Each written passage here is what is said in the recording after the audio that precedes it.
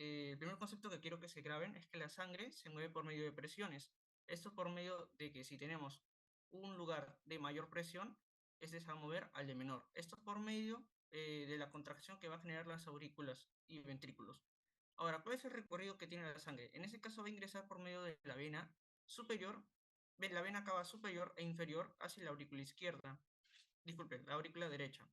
Después va a pasar hacia el ventrículo derecho y luego va a pasar hacia lo que sería la arteria pulmonar. Recuerden que en este caso la arteria pulmonar, si bien la arteria regularmente se relaciona con sangre oxigenada, en este caso asocienlo con sangre desoxigenada. Así que si les pueden preguntar en un examen de fisiología, que a mí me vino una vez, la arteria pulmonar, ¿qué tipo de sangre pasa? Y entre esas estaba la sangre oxigenada y sangre desoxigenada. Recuerden marcar desoxigenada, en este caso la arteria pulmonar. Luego va a ir hacia los pulmones y de los pulmones va a haber un cambio de oxígeno, va a haber el cambio de gases y va a ingresar por las venas pulmonares a la aurícula izquierda y posteriormente al ventrículo derecho y luego a la aorta que va para todo el cuerpo. Repito, la arteria pulmonar pasa sangre desoxigenada. Las venas pulmonares, sangre oxigenada. Bueno, las propiedades por las cuales se rige el corazón en este caso son 5, algunos consideran 4, pero son 5. El vasmotropismo es la capacidad que tiene el corazón de poder generar su propio potencial de acción. El ionotropismo, que es pues la capacidad que tiene de generar su propia contracción muscular. Esto puede variar dependiendo de la fuerza, la capacidad que tiene el corazón de poder relajarse. Y por último tenemos el dromotropismo. El dromotropismo, ¿qué es? Básicamente es la forma en la cual el corazón genera una señal eléctrica desde el punto A hasta el punto B. Esto por medio de un sistema que presenta, lo cual veremos a continuación. La conducción eléctrica del corazón. Quiero que, o sea, como conocimiento general, no creo que les pregunten en el examen, estas tres primeras partes, el no sinusal, el no auriculoventricular y el haz de His, pueden generar su propio potencial de acción. Esto por medio de un estímulo externo más fuerte o ya sea por incapacidad del que le antecede.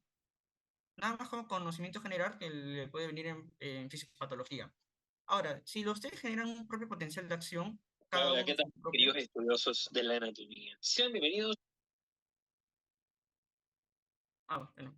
Si, como mencionaba, si tenemos que cada uno puede generar su propio potencial de acción, entonces, ¿por qué no es un desorden? Sencillamente porque el nodo sinusal tiene una fuerza de voltaje más fuerte, haciendo que se opaquen las demás. Entonces, el nodo sinusal, o conocido también como el marcapasos fisiológico, que es donde actúa el sistema adrenérgico, que lo vieron en su clase de neuro, básicamente es el que rige y tiene el control de la relación en base a los movimientos. Entonces, eh,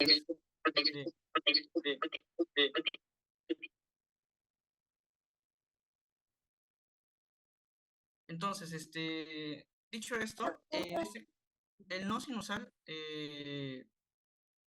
ya me olvidé. El nodo sinusal al momento va a generar un potencial de acción que se va a ir por medio de las fibras interauriculares hacia el nodo auriculoventricular. El nodo auriculoventricular tiene como función retener voltaje y procesarlo. ¿Por qué lo retiene y lo procesa? Como verán, en este caso no carga la imagen, pero las aurículas y los ventrículos no se contraen a la vez. Primero se contraen las aurículas, se llena la sangre y una vez que se llena, después se contraen los ventrículos. Esa es básicamente la función que tiene el nodo auriculoventricular. Repito, el nodo auriculoventricular tiene la función de procesar y retener el voltaje. Luego pasa al haz de His, que se encuentra acá en el septum, y después se va hacia las fibras de Purkinje por medio de sus ramas izquierda y derecha. Básicamente la función que tiene la fibra de Purkinje es la contracción ya sea lateral y en la base del corazón. Bueno, ¿cómo es el corazón? El corazón presenta dos sinsitios. ¿Qué es un sinsitio? El sinsitio es el conjunto de células o la fusión de células que tienen, y esto va a ser gracias por medio de los discos intercalados, que son estas pequeñas hendiduras. Ahora, ¿qué función tienen? Vamos a poner dos ejemplos. Uno va a ser el músculo liso y esquelético y el músculo cardíaco. En el músculo liso y esquelético vamos a tener que donde se origina el potencial de acción, que es en la parte proximal, vamos a poner este ejemplo, va a haber un impulso que va a ser de más 60, pero hasta que llegue al punto B va a ir descendiendo, descendiendo, descendiendo a un amperaje de más 40. Es un ejemplo. En cambio, en el músculo cardíaco, en el caso de los ventrículos, o en el caso de los ventrículos, se va a tener un amperaje de 105 milivoltios que se mantendrá uniforme hacia el punto B o hacia una parte más alejada. Eso gracias a que todas las células están comunicadas por los discos intercalares. Entonces, repito, los discos intercalados tienen la función de comunicar y unir a las células del músculo cardíaco. Presentamos dos sitios en este caso, que son las aurículas y los ventrículos. Las aurículas y los ventrículos, en este caso, van a presentar sus propias fibras. En el caso de los ventrículos, va a ser por medio de las fibras de Purkinje, y en el caso de las aurículas, va a ser por medio de 4 fibras internodulares.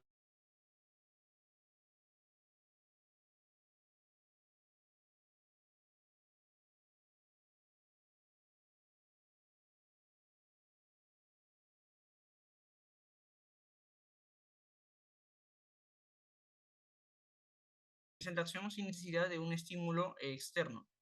Y por último, el calcio es importante porque a diferencia del músculo esquelético y liso, si hay una deficiencia de calcio, en un músculo esquelético y liso va a haber una contracción muscular más o menos normal, pero en cambio de el músculo cardíaco requiere directamente el calcio para estimular una célula que vamos a ver a continuación. Pero primero vamos a ver primero el potencial de acción. Para que hablemos del potencial de acción, tienen que conocer que hay la ley del todo o nada, que básicamente representa que debe haber un voltaje mínimo que sobrepase para que sea el potencial de acción. En este caso tenemos dos tipos, el nodo sinusal y el nodo aurico y del músculo cardíaco. En el nodo sinusal, como podrán ver, es diferente. Este va a tener como característica que es en forma de aleta de tiburón, mientras que en este va a tener su propia característica que tiene su mesetita. En este caso, el nodo sinusal va a tener un potencial basal de menos 55 milivoltios y tiene que pasar menos 40, que son estas rayas. ¿Qué quiere decir? En caso de que el voltaje no sobrepase estas líneas, el potencial de acción no se va a dar, por lo tanto no va a haber contracción muscular. Eso es muy importante. Entonces, como concepto que quiero que ahorita se fijen, es que el nodo sinusal presenta un voltaje de menos 55 y en el músculo cardíaco menos 85. Ahí pueden hacer un cuadro comparativo, después lo voy a pasar las diapositivas, no se preocupen. Hasta el momento, ¿hay alguna duda en todo lo que se ha avanzado? ¿No? Ya. Bueno, entonces vamos a iniciar con el potencial de acción ventricular. En este caso, su despolarización va a requerir un voltaje entero de 105. ¿Por qué de 105? Porque inicia de menos 85 y tiene que llegar hasta más 20. Entonces, 85 más 20, 105. En este caso se va a dar por medio de la apertura de canales rápidos de sodio. Esto va a generar una despolarización. Va a ir aumentando hacia un número positivo. Luego va a venir a continuación el punto 1, que en este caso es la repolarización inicial. Se van a cerrar los canales rápidos de sodio y se van a aperturar los canales rápidos de potasio. Acá va a haber una pequeña bajada de voltaje porque lo está repolarizando. Y luego la famosa meseta. La meseta es causada por la apertura de los canales lentos de calcio. Acá, como podrán ver, el voltaje se mantiene, más no baja. Y luego, más o menos en este punto, empieza a bajar.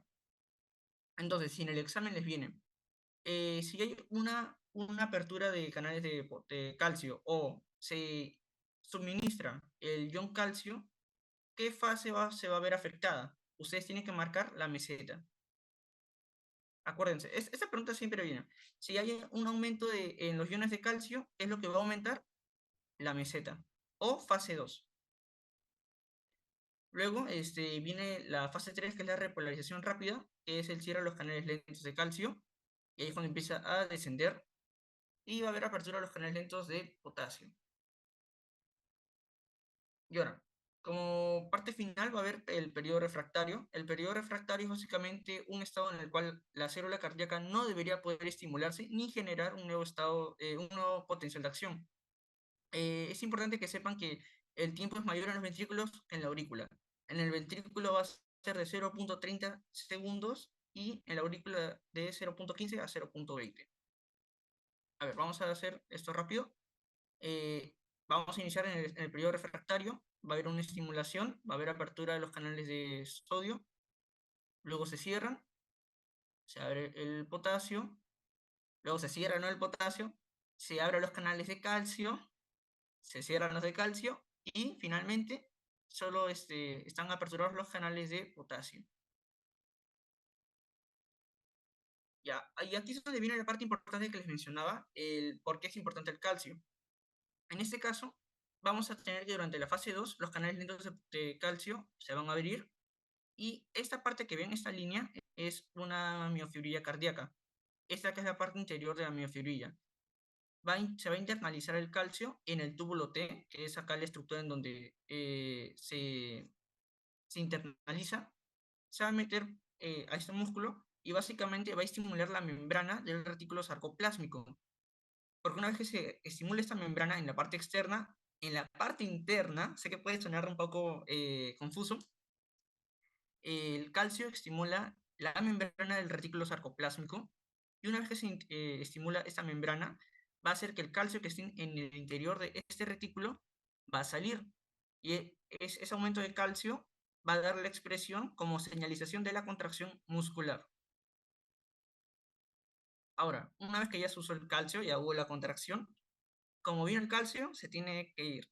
Entonces, el calcio va a ir de nuevo, va a salir, y por medio de una bomba de ATP y por otra enzima va a haber el ingreso del calcio y el calcio va a salir por una bomba de sodio para posteriormente este sodio volver a ingresar y luego salir en el intercambio de la bomba sodio, potasio, ATPase, que ya lo habrán visto. Esta parte sí se entendió, ¿no? Es importante que sepan que el calcio durante la fase 2, que es la meseta, va a penetrar las fibrillas cardíacas y va a estimular la membrana del retículo sarcoplásmico, porque si no estimula esta membrana, no se va a liberar el calcio que está dentro de ella y no va a haber contracción. Entonces, si en el examen te pueden preguntar, en la fase 2, el calcio que estimula, aparte de la contracción, para que se dé la contracción, tiene que estimular el retículo sarcoplásmico. Repito, el calcio tiene que estimular el retículo sarcoplásmico para que se genere contracción. De lo contrario, en el corazón no va a haber contracción. Ahora, el potencial de acción del nodo sinusal.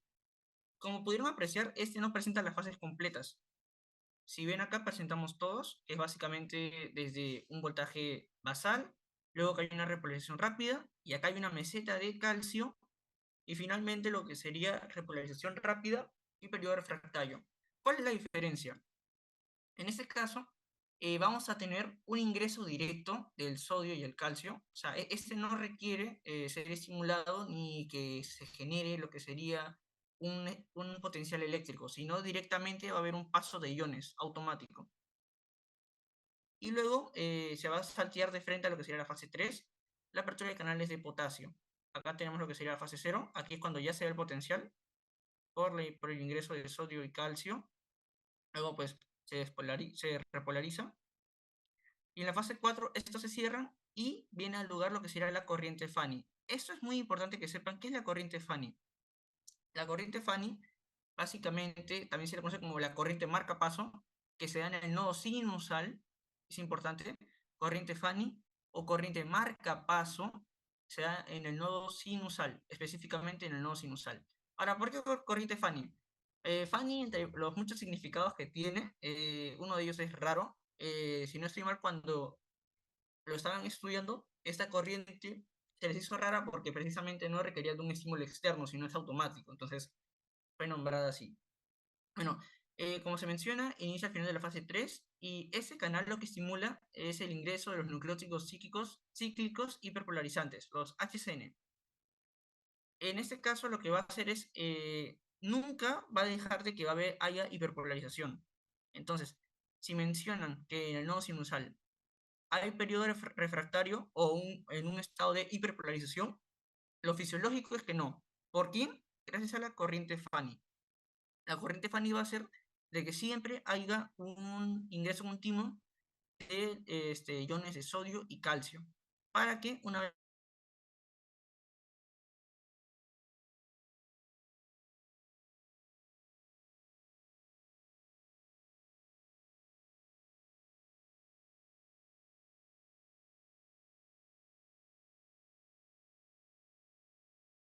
tenemos los iones más importantes, que es potasio, sodio y calcio.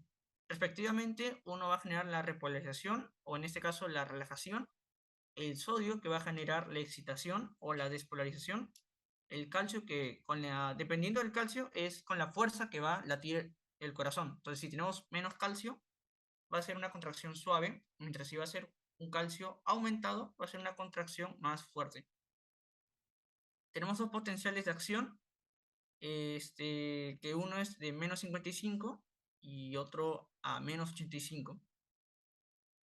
Luego la corriente Fanny, que es exclusiva del nodo sinusal. Esto sí, vuelvo a hacer énfasis, en la corriente Fanny es del nodo sinusal exclusivamente, porque es la que va a permitir que haya un potencial de acción continuo y sin, por así decirlo, sin necesidad de interrupciones. Y que el retículo sarcoplásmico requiere calcio en el caso del músculo cardíaco, ya que sin él, como mencionamos, no se va a dar la contracción muscular. Ahora, el ciclo cardíaco. En el ciclo cardíaco, los conceptos importantes que deben saber es de que hay periodo de contracción isovolumétrica. ¿Esto a qué se refiere? Se refiere a que va a haber un llenado de sangre, más no va a haber contracción. Mientras se va llenando, la fuerza con la que va estirando las fibras va a generar que después, al momento de la contracción, dependiendo de qué tan estirado esté, va a regresar con la misma fuerza con la que se llenó. Ahora, el periodo de eyección, que es la apertura de válvulas semilunares, que en este caso es la arteria pulmonar y la arteria aorta. Como mnemotecnia pueden usar Ana Paula tiene un semilunar. ¿Por qué? AP, aorta, pulmonar, que son semilunares. Luego tenemos el periodo de relajación isovolumétrica, que es el cierre de válvulas semilunares y apertura de las válvulas auriculoventriculares para un nuevo ciclo de bombeo. Y el periodo de llenado pasivo y rápido.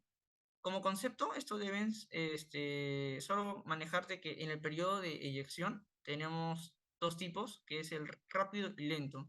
El rápido, vamos a dividir en este caso el periodo de eyección en tres partes. En la parte rápida se va a eyectar el 70%, que es en el primer tercio, mientras que en los dos tercios va a ser el 30% sobrante. Ahora, como ejemplificación, vamos a...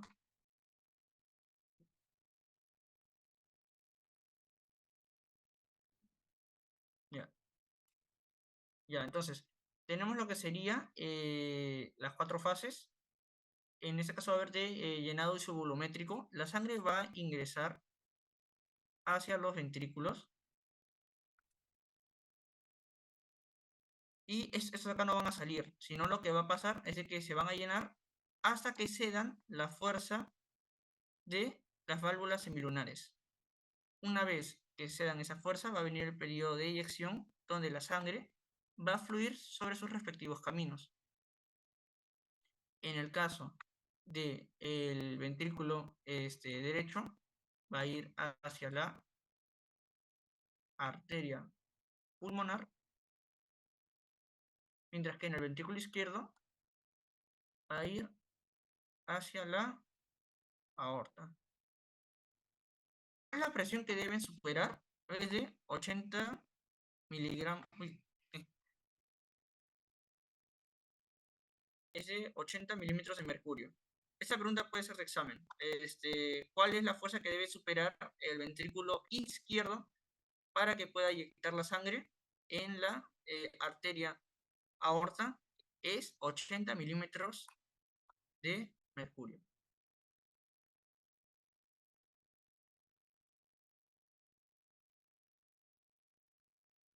Ah, Dios mío.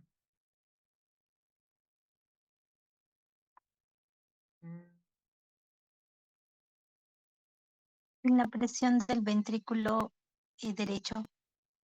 No, en este caso, con fines que puedan usar ahí les voy a explicar el por qué se usa el ventrículo izquierdo. El ventrículo izquierdo es una muy buena pregunta la que hiciste. El ventrículo izquierdo básicamente es la que mide la sístole, el volumen sistólico, que es lo que vamos a explicar ahorita.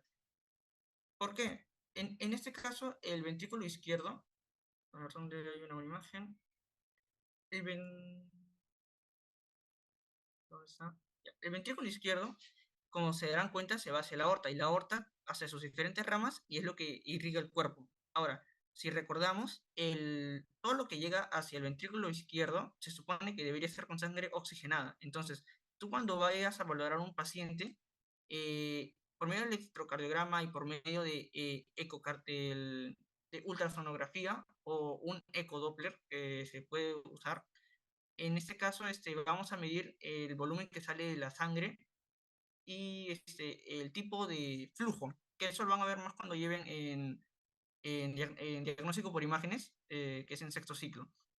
Es importante que sepan pues, la cantidad que tiene que sobrepasar, debido a que si no sobrepasa, pues esa sangre se va a regresar y nos va a dar una insuficiencia cardíaca de característica izquierda. Eso lo verán más en patología. Pero quiero que se graben que el ventrículo izquierdo tiene que sobrepasar 80 milímetros de mercurio de la válvula aórtica. ¿Alguna otra duda? ¿No? Ya. Muy buena pregunta, muy buena pregunta. Bueno, en este caso vamos a tener tres otros conceptos que son importantes que sepan. El volumen telediastólico, que es el volumen con el cual se llenan los ventrículos. En este caso, como mencioné, la sangre va a iniciar el proceso de llenado y si iniciamos con un proceso así, por ejemplo, siempre va a haber un volumen residual. Ese volumen residual se va a ir llenando y llenando y llenando y llenando.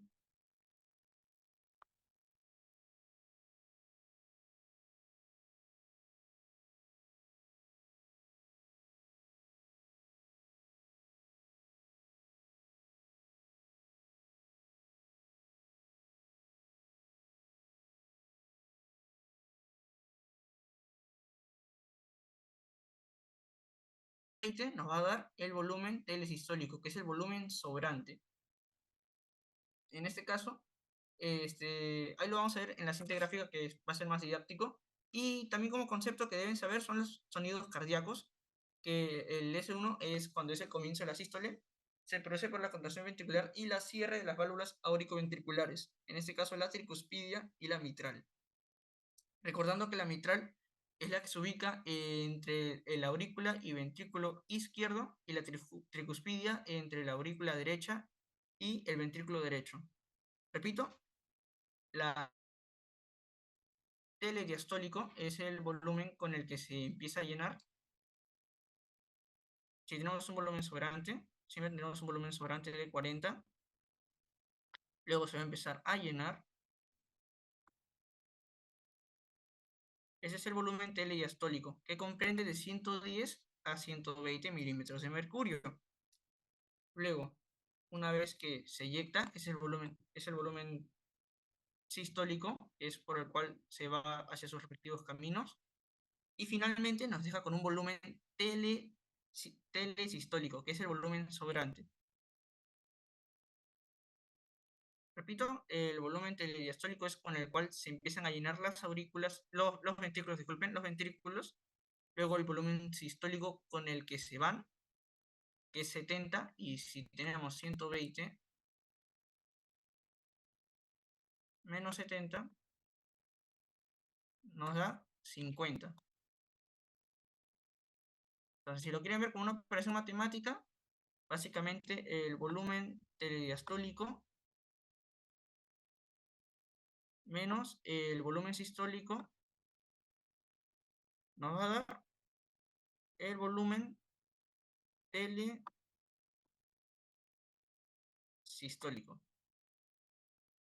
Es para que lo puedan entender, el volumen telediastólico y se lo puedan memorizar o aprender en este caso. El volumen telediastólico es de 120 menos el volumen sistólico que va a ser de 70, nos va a dar un volumen telesistólico de 50. 50 o 40. ¿Por qué 40? Porque puede variar, en vez de 120, puede ser 110. ¿Esa parte quedó clara? Esto sí es muy importante, por favor. ¿Hay alguna duda sobre esto?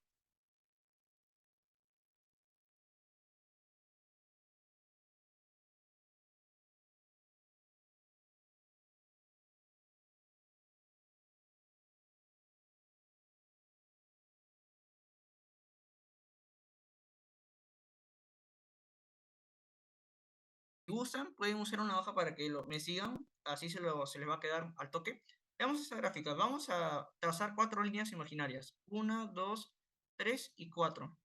En el punto A va a ser lo que sería el volumen inicial, que es de 50, como se mencionó anteriormente. El corazón nunca se queda vacío, los ventrículos nunca quedan vacíos, solo quedan con 50 mililitros de la sangre total que se inyectó. De 120 se le restan los 70 del sistólico y nos da el tilediastólico, el sobrante, que es 50. Entonces, durante el volumen inicial va a haber la fase de el llenado isovolumétrico, que va a ser de 50 a 120.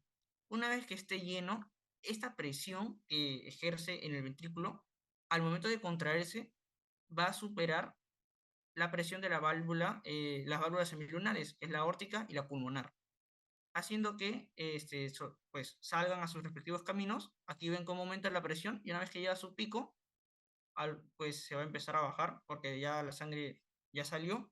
Entonces, una vez que llega hacia el periodo de relajación, ahí es cuando vienen el cierre de las válvulas semilunares y por consiguiente va a haber el ingreso de la sangre hacia las aurículas en su respectivo camino y se va a empezar a llenar, se va a bajar la presión hasta que ceda y baja los ventrículos.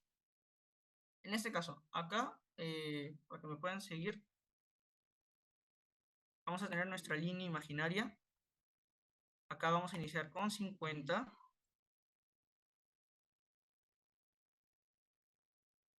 milímetros y acá vamos a llegar a 120.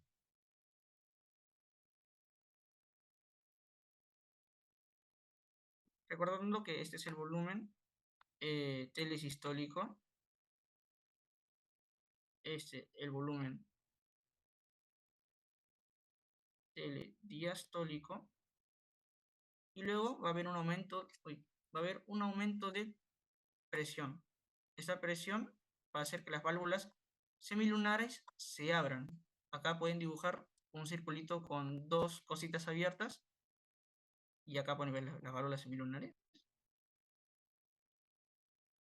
Y una vez que se abran, pues la sangre va a salir hacia sus respectivos lados.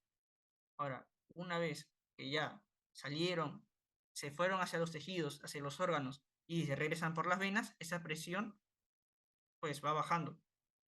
Y ahí se cierran las válvulas semilunares.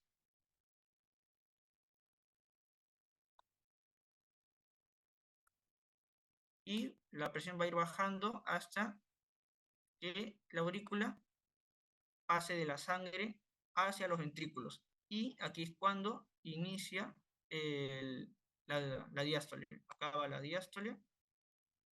Acá es el fin de la diástole.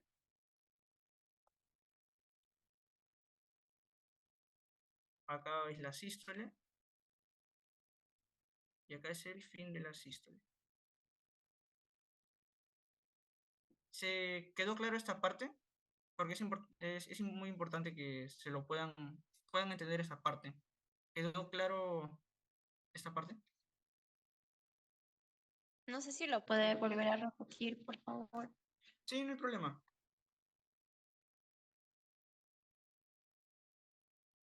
Ya, entonces, vamos a tener que el volumen inicial del corazón en los ventrículos, porque los ventrículos nunca están vacíos, van a estar con una pequeña cantidad de sangre, va a ser de 50 milímetros. Entonces, eso va a pasar lo que sería el llenado isovolumétrico, que es equidad de volúmenes.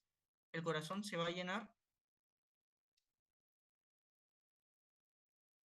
los ventrículos se van a llenar de sangre hasta que estén al tope, por así decirlo.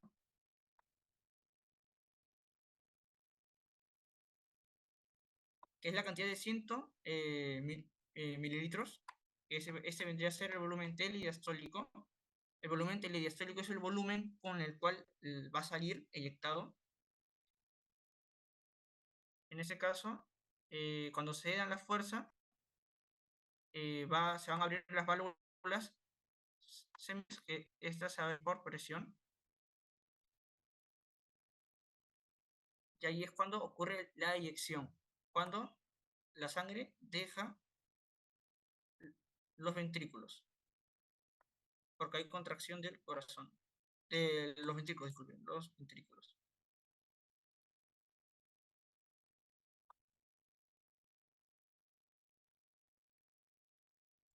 Esta acá vendría a ser la arteria aórtica y esta la arteria, sí también, la arteria pulmonar. Entonces, recordemos que 50 era el volumen residual o volumen telesistólico y 120 el volumen telediastólico o el volumen con el cual se llena la eyección, se van a eliminar 70. Son los valores que nunca se deben olvidar. 50, 70 y 120. Yo les recomiendo que cuando hagan este gráfico, así dibujen como lo estoy haciendo, primero con una línea inicial, ponen 50, 120, después una flecha para arriba y acá hacen un símbolo de apertura de las válvulas semilunares, como dando a entender que la sangre está saliendo. Después, una vez que la sangre pues sale, se va por sus respectivos caminos, en este caso las arterias, y que es 70 milímetros de mercurio.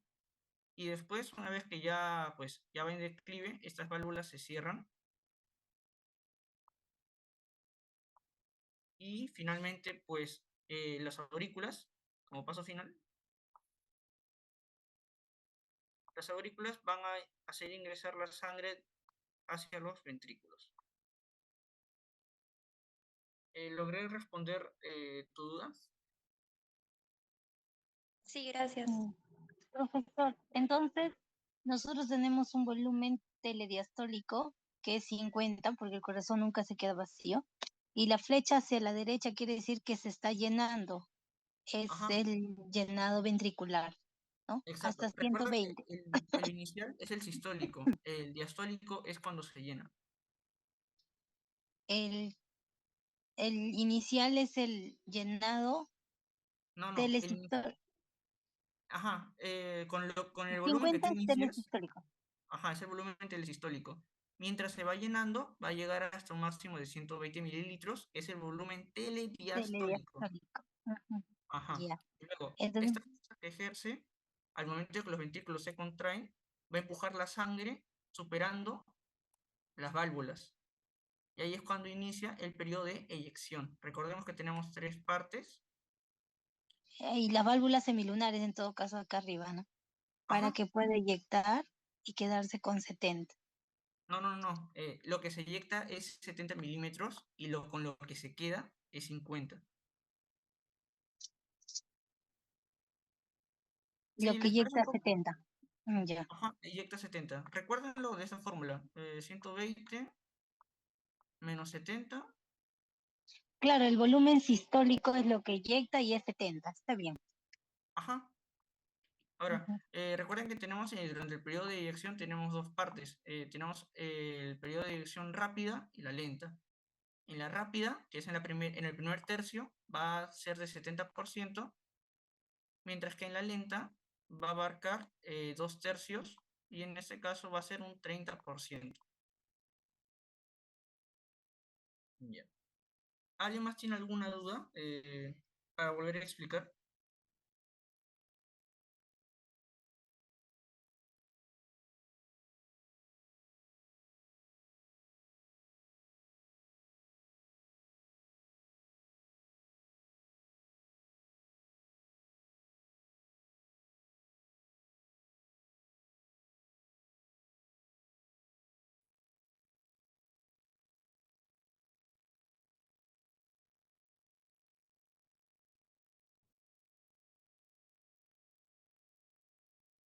Eso.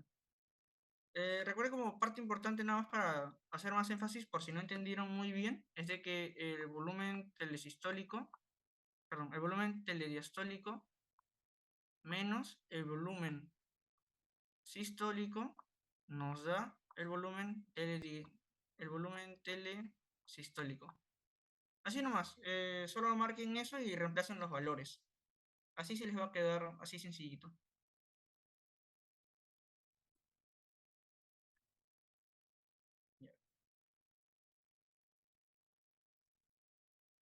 Ahora, algo también importante va a ser lo que sería el concepto de la precarga y la postcarga.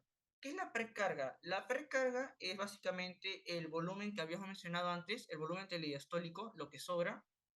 En este caso, acá vamos a imaginar, acá vamos a hacer una representación de la aurícula y el ventrículo.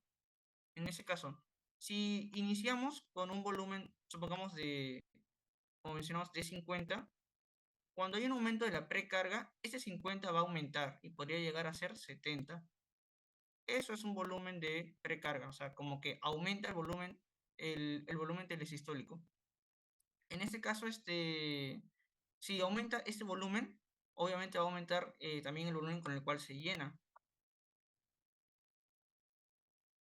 Y la postcarga es básicamente el volumen una vez que se va a eyectar durante el periodo de eyección, que tiene que superar esta presión que era de 80 milímetros de mercurio.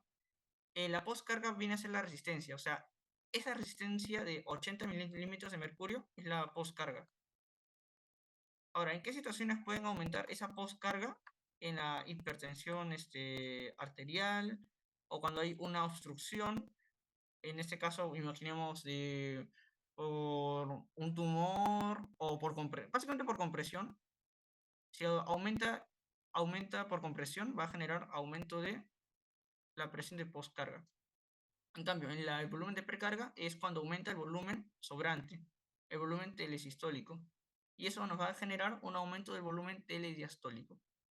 Sé que pueden variar estos conceptos porque son muchas palabras, pero sencillamente la precarga si aumenta el volumen telesistólico, aumenta el volumen telediastólico. Y en el caso de la postcarga, es la fuerza que tiene que vencer. Fuerza a vencer.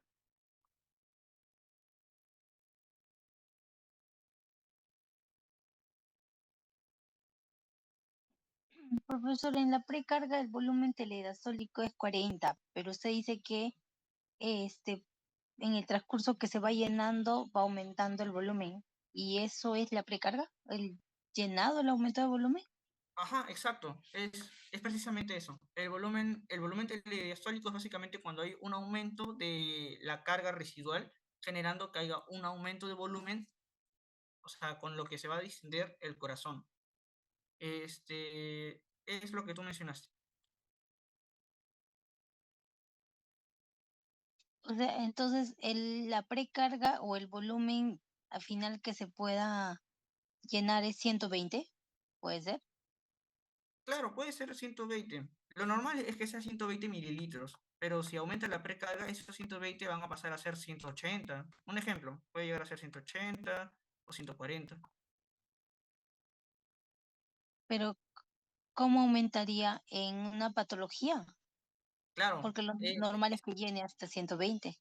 claro, lo normal es que sea 120, pero en patologías van a ver que puede haber un aumento en la precarga o puede haber un aumento en la postcarga.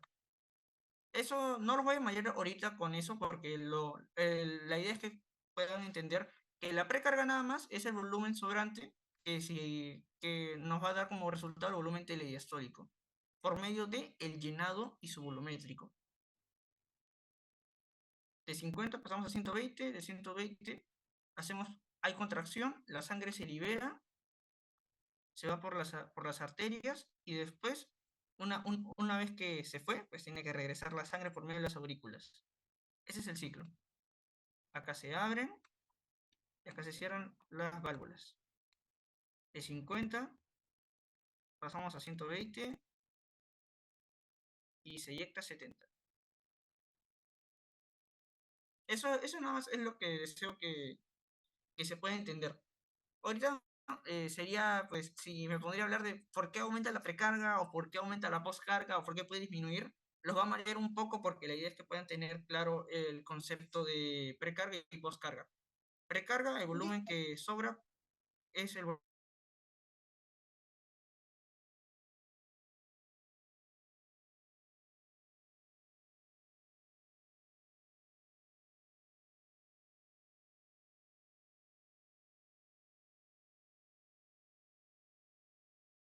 por arriba, por donde ponía 70, porque es el momento que se está inyectando, qué resistencia, según alguna patología, podría haber o hay, ¿no? En una condición normal. Eso es, ¿no?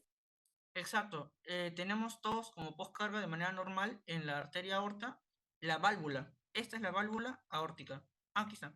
Y que su presión, como mencioné, es de 80 milímetros de mercurio. ¿Alguna otra duda más? ¿Todo claro? Ya. Entonces, vamos a seguir. Disculpa, la precarga entonces sería como que el volumen al final de la diástole, algo así. ¿Cómo? ¿Cómo mencionas, disculpa? En la precarga sería, o sea, como mencionas, el volumen telediastólico sería el volumen al final de la diástole.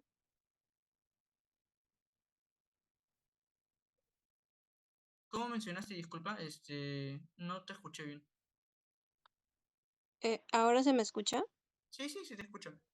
Ah, te decía entonces en el caso de la precarga sería como el volumen al final de la diástole. Ajá, exacto. Ah, ok, gracias. Ya. Bueno, aquí es donde viene lo que mencionaba. Cuando le mencioné la ley Frank-Starling, no sé si lo han leído. ¿Alguien sabe qué es la ley Frank-Starling? Si ya leyeron o tienen conocimiento de qué es.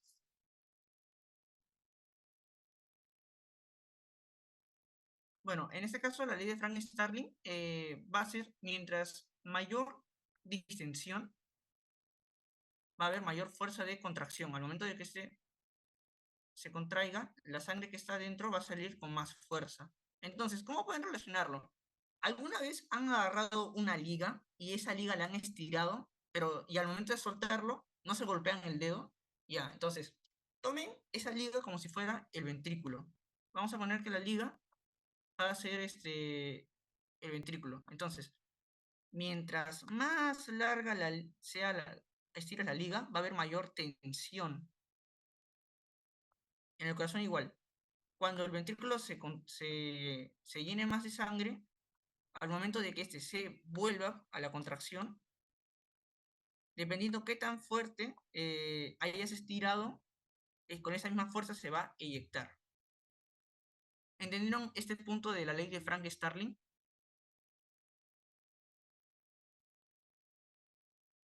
¿Sí? Ya. Entonces, es muy importante. Y recuerden que esta ley se ve en la diástole. Es muy importante. Si mencionan la ley de Frank-Starling, evalúa.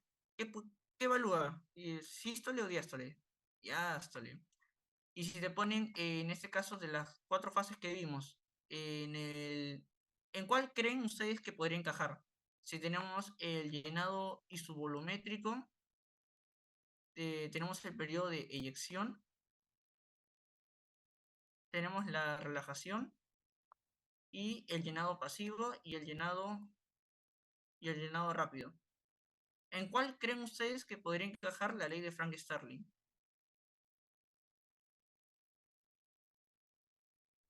En la ¿Recuerdan? contracción isovolumétrica.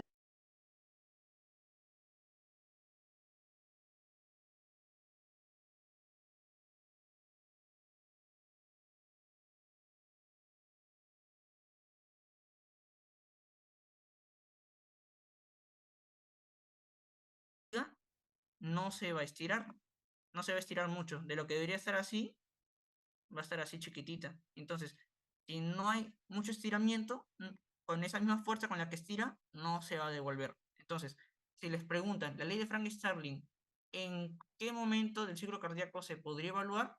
Es en el llenado isovolumétrico. Ya. Y luego tenemos lo que sería la ley de Laplace, que básicamente viene a determinar el origen de la tensión y que no es igual a la presión arterial. La presión es básicamente es la fuerza con la que la sangre sale del- de los ventrículos, y la tensión es una vez que la sangre sale, sino que se van por nuestros vasitos pequeños, ¿no? Ya. Esa sangre, mientras recorre esta distancia de las arterias, la fuerza que ejerce contra las paredes es lo que nos da la tensión arterial. Y el radio viene a ser lo que sería el diámetro de lo que sería el vaso. Vamos a poner un ejemplo. Tenemos acá un vaso normal, un vaso pequeñito y un vaso dilatado. Esto es lo que llamamos la vasoconstricción y la vasodilatación. Cuando hay vasoconstricción, al disminuir el diámetro del vaso, lo que va a generar es que la sangre vaya con mayor fuerza. No sé si alguna vez han regado las plantas o tenían una manguera o agarraron un tubo con agua y ponen el dedo en la punta. El agua no va a salir como si fuera una botella de champán, así como con fuerza.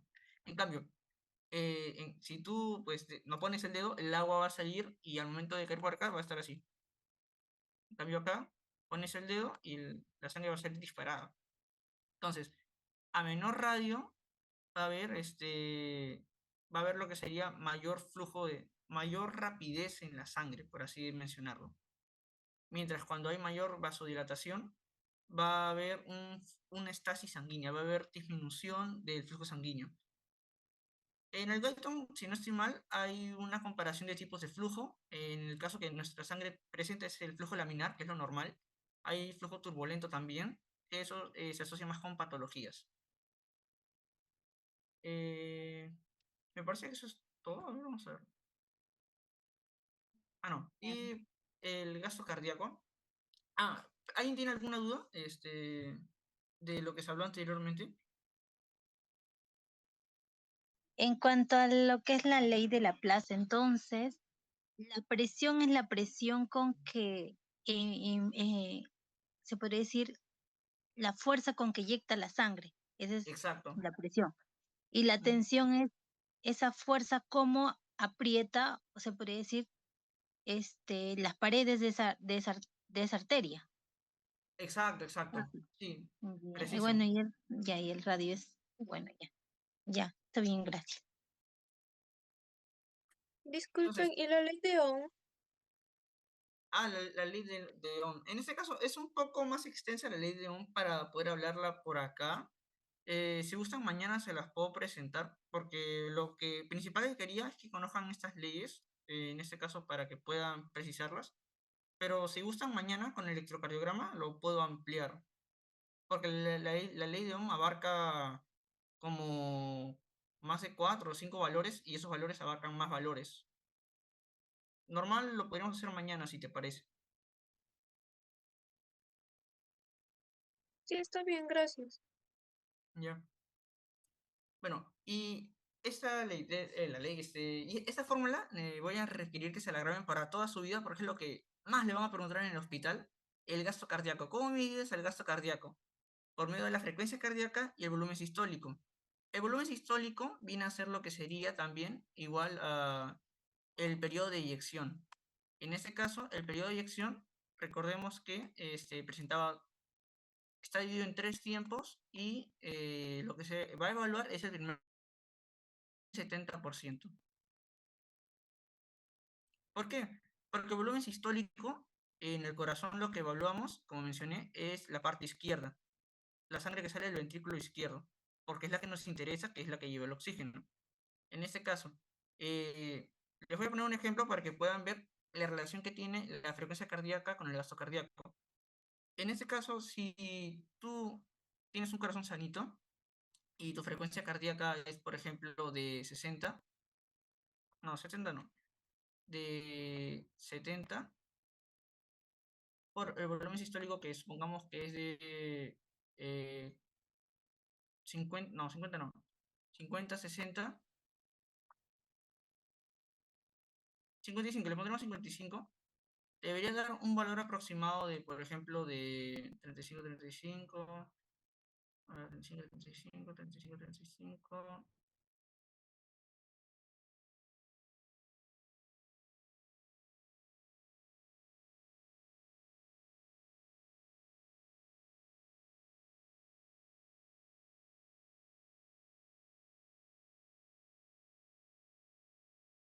Frecuencia cardíaca de 60 y un valor de volumen sistólico de 40. Y ahí solo tienen que cambiar. Por eso es importante que se aprendan. De seguro sí les va a venir fijo que hay en el gasto cardíaco. Eso sí, fijo, fijo les puede venir. Solo tienen Disculpe, que el acordarse de gasto esta fórmula. cardíaco es conocido también como volumen minuto, ¿verdad? Sí, el volumen minuto. Pero, ajá, es el volumen minuto. ¿Alguien Ya. sabe cuánto es la sangre que regularmente recorre nuestro cuerpo? ¿Cuántos litros de sangre es lo que bombea el cuerpo, el corazón? 5 5 litros, a 6 5 litros. litros en hombre, De en 5 a un 6 hombre litros. adulto. Sí, es litros, está bien, una estrellita para todos. En este caso, como mencioné, apréndense esta fórmula. Leanlo día y noche, que no se les olvide, porque siempre preguntan, siempre preguntan, hasta en el hospital preguntan. Ahora, estos valores, ¿cuándo pueden aumentar? Como mencionó mi buen compañero Luis, la frecuencia cardíaca es lo que a veces es lo que más va a importar, porque eso es lo que determina y te puede dar un indicio de cómo está el paciente. Si el paciente presenta un aumento de la frecuencia cardíaca, va a ser directamente porque por una disminución del volumen sistólico. Siempre esto va a estar en balance. ¿Cómo así? Si tú tienes que bombear de 5 a 6 litros, pero el valor sistólico es tan bajo que al multiplicarlo no llega a los 5 o 6 litros, el corazón va a tratar de bombear más sangre como puede, aumentando la frecuencia cardíaca, para que puedan compensar a intentar llegar.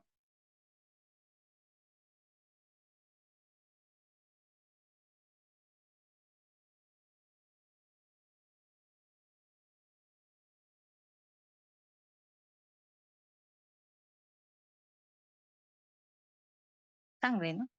Ajá, Entonces, por eso va a ser taquicardia, va a ser su frecuencia cardíaca se va a exacto, elevar para poder compensar y que su cuerpo en sí llegue a sus 5 o 6 litros.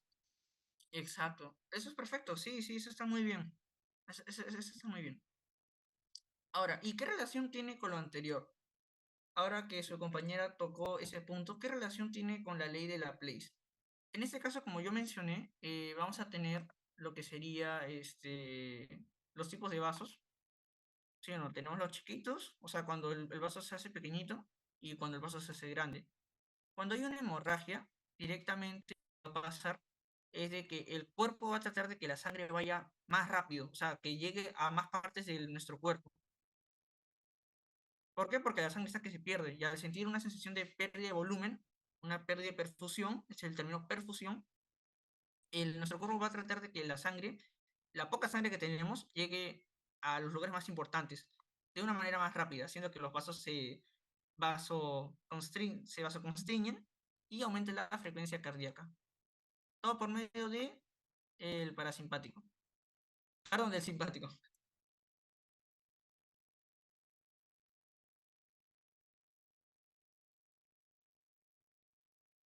Ya. Y básicamente la función es solo para un recordar, ¿cómo se llama esto? ¿Quién es el receptor que estimula, en este caso, la frecuencia cardíaca? En el corazón teníamos los beta 1, Los beta 2, muscarinos. no, los Los simpáticos pecados. es el beta 1 en el corazón. Tenemos un corazón y tenemos dos pulmones, acuérdense. El beta 2 es para pulmones y beta 1 es para corazón. Y en el caso de las fibras parasimpáticas, lo que van a hacer es, por medio de la liberación de ACTH o por inhibición, lo que va a generar es disminución de la frecuencia cardíaca, disminución de la excitabilidad del nodo auriculoventricular y aumento de ingreso de iones de potasio. Y básicamente eso sería todo por la reunión de hoy.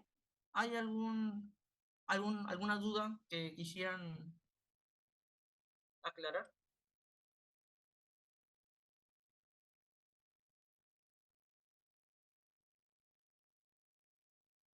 ¿No? Bueno, en ese caso eso sería todo por hoy. Espero les haya servido y sé que pueden marear algunos